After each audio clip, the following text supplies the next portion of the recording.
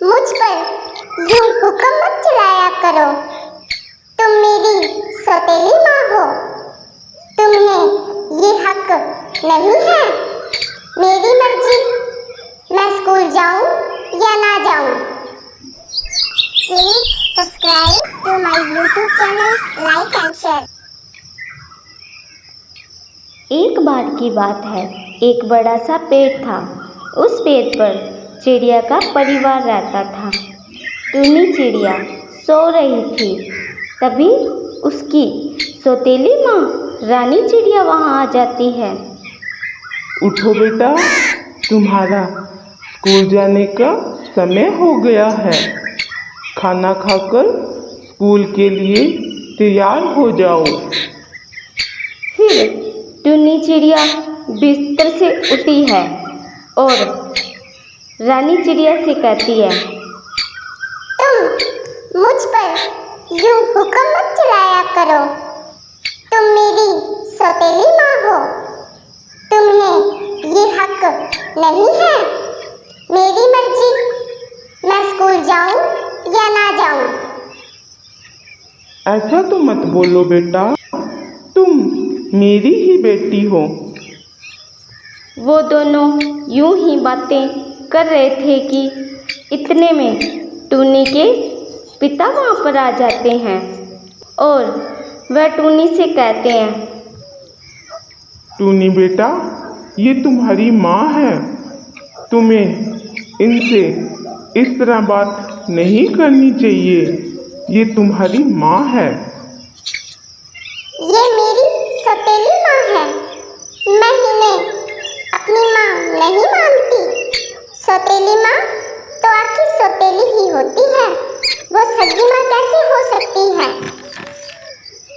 इतना कहकर टूनी वहाँ से गुस्से से चली जाती है। रानी, मैं टूनी की तरफ से तुमसे माफ़ी मांगता हूँ। उसने तुम्हारे साथ बहुत ही बुरा व्यवहार किया। वह तुम्हारे साथ अच्छा व्यवहार नहीं करती। आप मुझसे क्यों माफ़ी मांग रहे हो? वो तो छोटी बच्ची है और जैसे जैसे वह बड़ी होगी उसे इन बातों की समझ हो जाएगी। और वैसे भी मुझे उसकी कोई भी बात का बुरा नहीं लगा।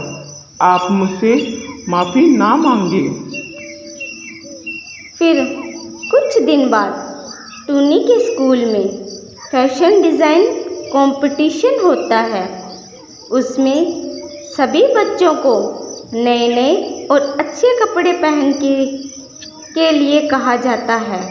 टूनी स्कूल से घर आती है और अपने पापा से कहती है, पापा, हमारे स्कूल में फैशन डिजाइनिंग कंपटीशन है।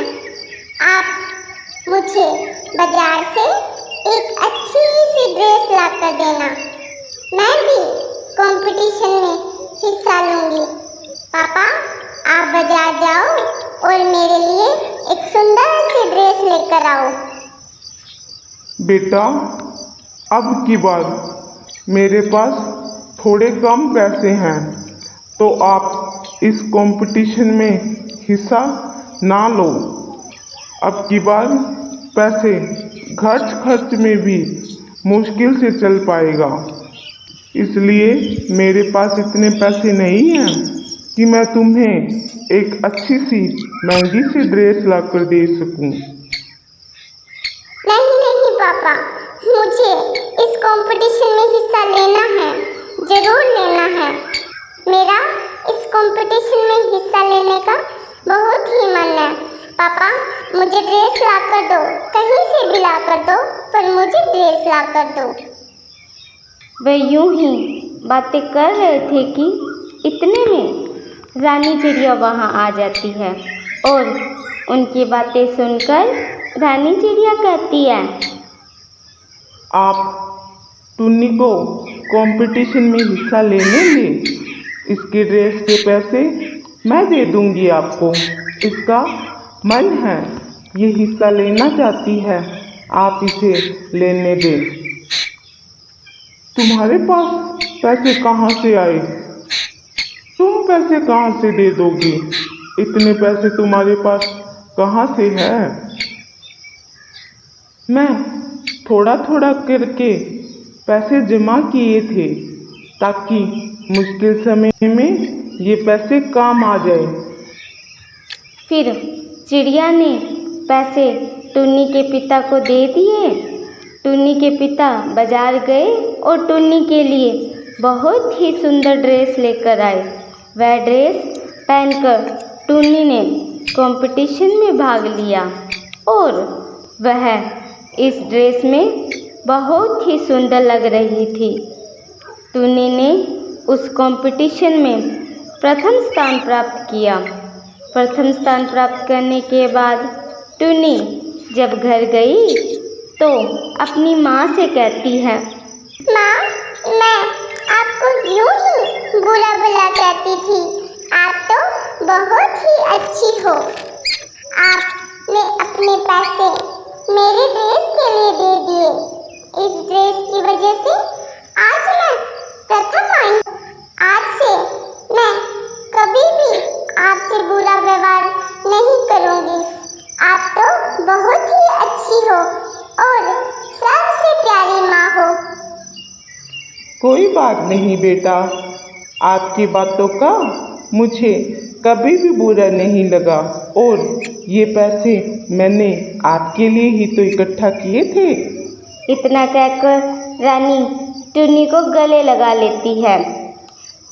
ये सब टुन्नी के पिता देख रहे थे।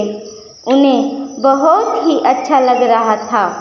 वह मन ही मन सोच रहे थे कि उन्होंने दूसरी शादी करके कोई गलती नहीं की। रानी चिड़िया अच्छी माँ है और टुन्नी का बहुत ही ख्याल रखेगी। दोस्तों, आपको ये कहानी कैसी लगी? कमेंट करके ज़रूर बताएं। Thank you.